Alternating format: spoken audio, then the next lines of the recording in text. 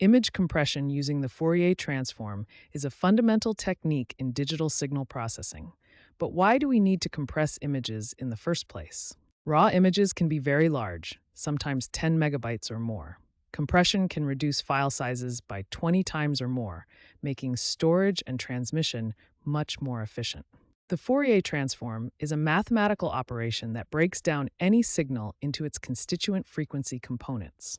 It transforms data from the time or spatial domain into the frequency domain. In the spatial domain, we see pixel values varying across the image.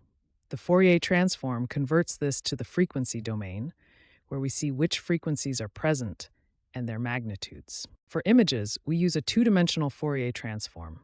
Low frequencies represent smooth, gradually changing regions, while high frequencies represent sharp edges and fine details. Images are composed of both low and high frequency components.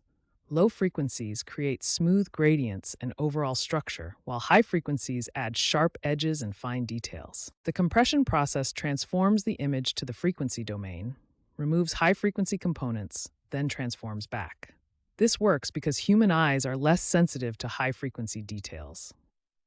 In the frequency spectrum, low frequencies are at the center and high frequencies at the edges. Compression removes the outer high-frequency components while keeping the essential low and medium frequencies. JPEG compression uses the discrete cosine transform, a variant of the Fourier transform. It divides images into 8 by 8 pixel blocks, transforms each block to frequency domain, with coefficients showing which frequencies are present. Quantization divides DCT coefficients by a quantization table, rounding results to integers.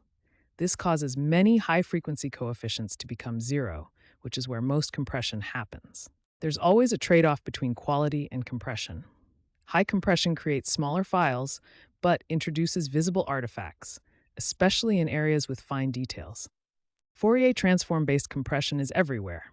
JPEG images on websites, video streaming with MPEG, digital cameras, storage systems, and satellite imagery. Even medical imaging uses it, though with careful quality control.